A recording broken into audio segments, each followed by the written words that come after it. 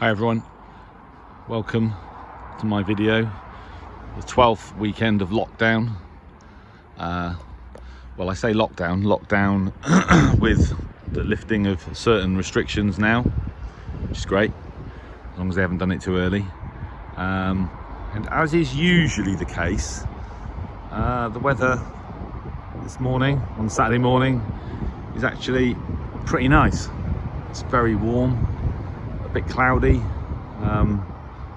hardly any wind, which is great for me, of course. And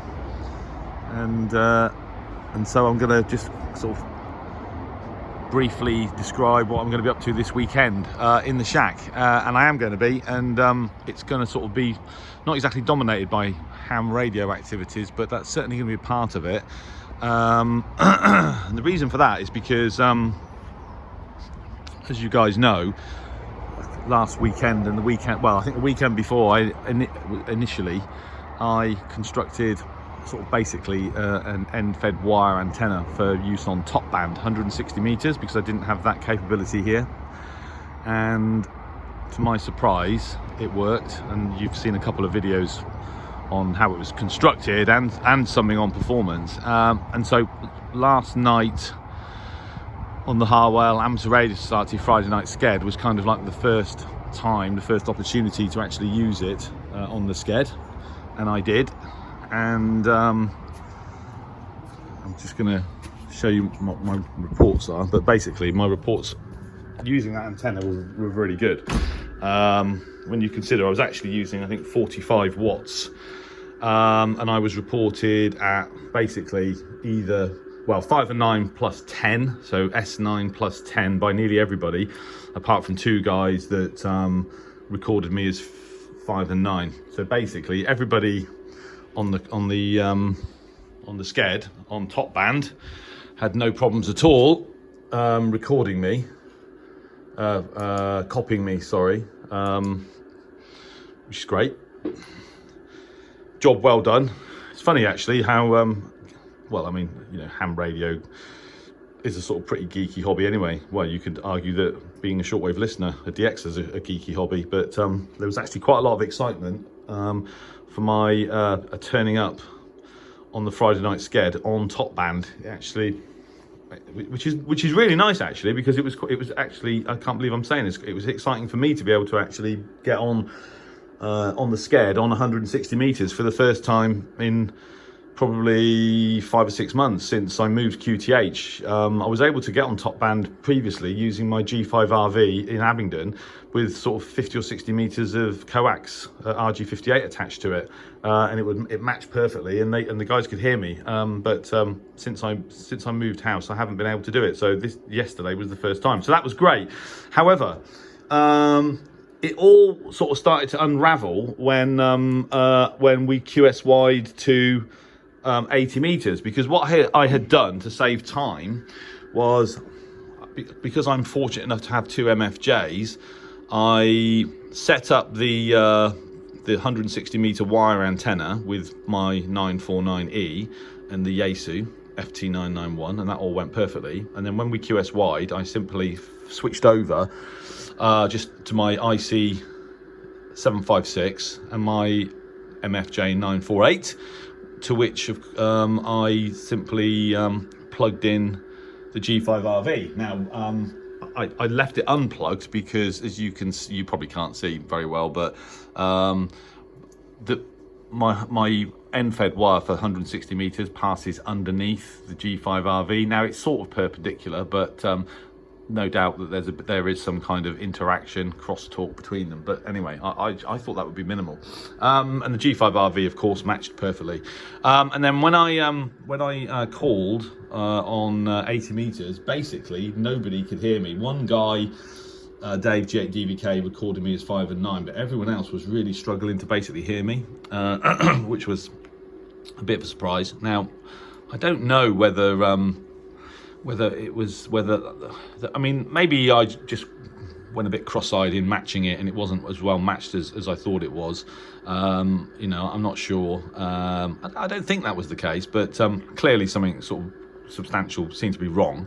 So so what I did was I basically very quickly switched back to the Yaesu, and I rematched my 160 meter top band antenna onto 80 meters, of course, which was no problem at all. It matches more easily on 80 than it does on 160, and so on my next over I used the Yaesu and the wire antenna, and then all of a sudden I'm back up to S9 plus 10 again across the board, so everybody could hear me very, very well. So anyway, that basically led me to think, well, what is wrong with the G5RV? And I knew there couldn't be anything significantly wrong with it, because it just sat there for 5 months and has been working perfectly. So I just thought I would this weekend test that antenna with using this matching unit, the MFJ 948. So to keep things sort of straightforward, I've basically attached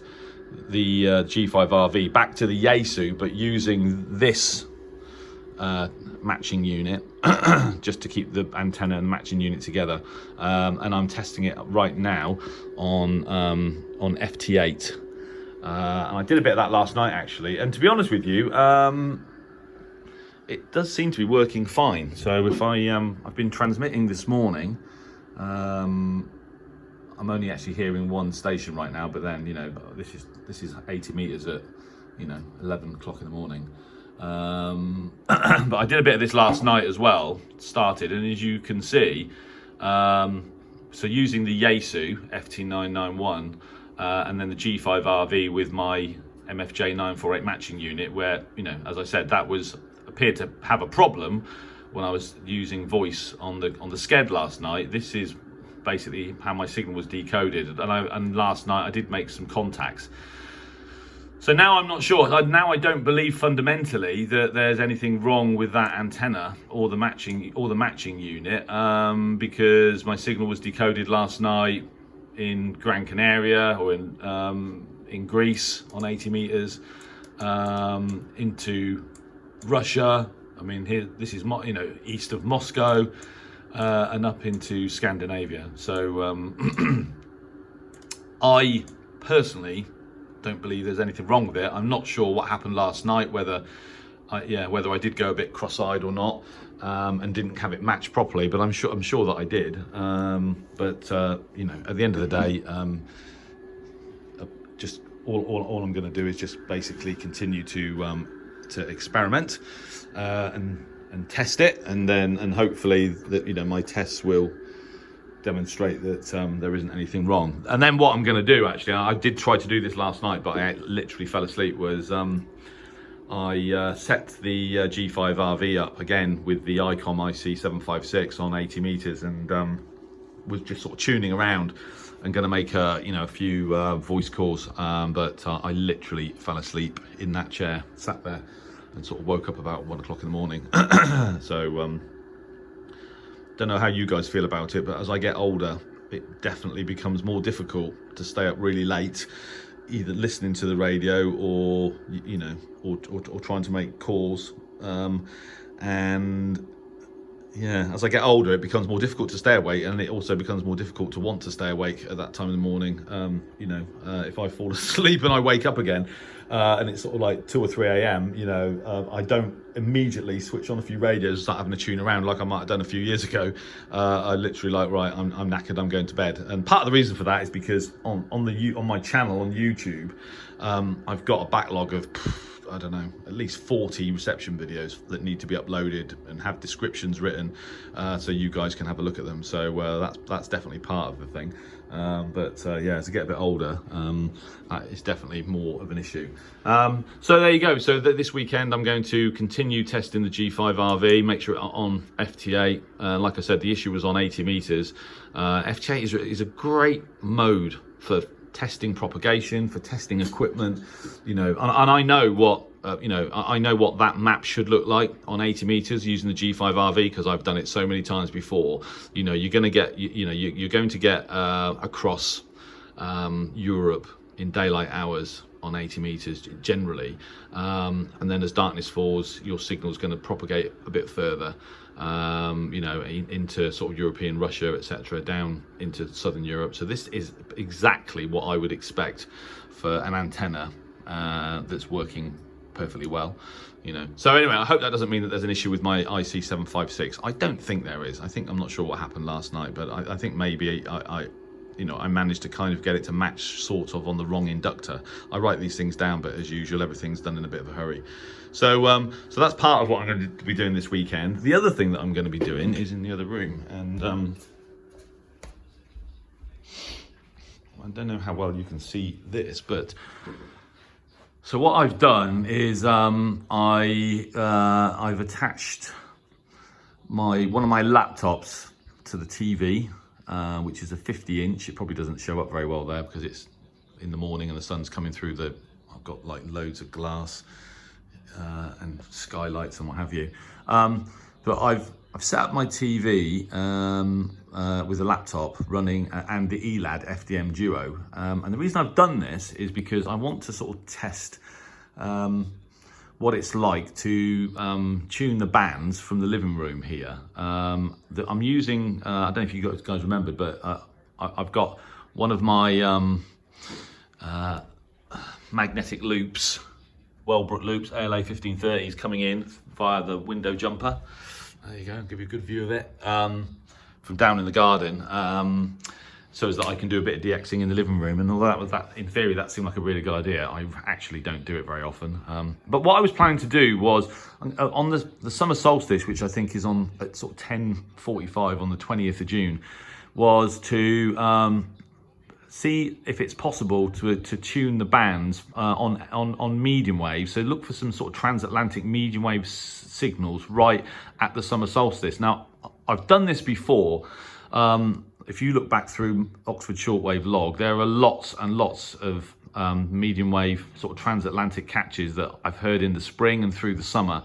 Obviously, it's much rarer to catch something good on medium wave in the middle of the summer for obvious reasons. But it has been done, and I just thought, wouldn't it be a nice idea to be sort of sat here with the medium wave spectrum on my TV.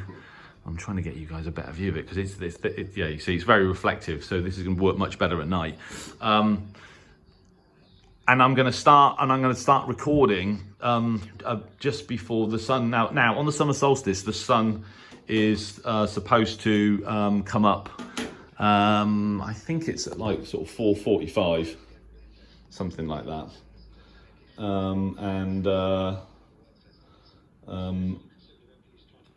Yeah, at 4:45, and so I was going to sort of start looking at the medium wave band a bit before then, and then basically, you know, tune through the band as the sun's coming over the horizon. And the reason to do that in here is because some of you have seen my videos.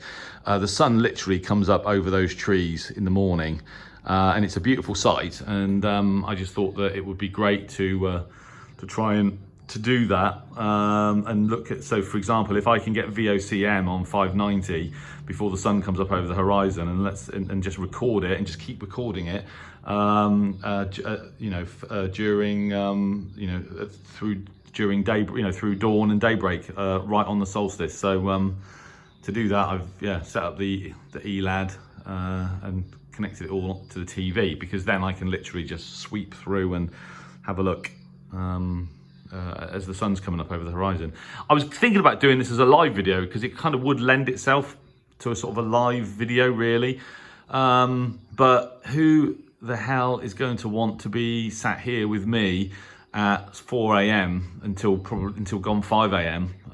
You know, watching this live as the sun comes up over the horizon? It's going to be so I think it's basically going to have to be a long single video, or maybe I'll do multiple videos. But I just thought it'd be interesting, a nice thing to do on the Summer Solstice, just to have a look at the bands and see if it's possible to whether there are any transatlantic signals coming through right on the solstice. And it is a beautiful view, actually. It's lovely. When I had the icon set up here, I recorded some transatlantic signals, VOCM being one of them.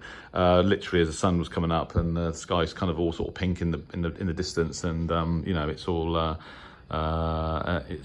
sort of very nice. It's a sort of very aesthetic kind of thing to do, and of course, you know, you get to do some DXing as well. So anyway, so that's what I've done there. Made a sort of, I was just about to say, made a mess of the living room, but not really. So that's about it. So that's what I'm doing. I'm not going to be doing much reportables unless I decide to pop out. We sort of, it's kind of okay now to go down to the woods and what have you, but otherwise, I think that I'm going to be spending most of my time just making sure, confirming that the G5 RV is actually okay, and then and I'll be testing that on making some SSB calls as well over the weekend, and more than enough to keep me occupied. Anyway, I think that's about it. So I wish you all a very pleasant weekend. I wish you all excellent DX. Keep safe, my friends. Thanks for watching. Thanks for the support. It's brilliant. These videos do seem to be quite popular, which is great. And I'll carry on doing them until lockdown ends completely, most likely. And then, and if they remain popular, maybe I'll do what I'm doing in the shack every weekend, you know, make this a sort of regular thing after lockdown. But let's see what happens. But anyway, keep safe, my friends. And 73.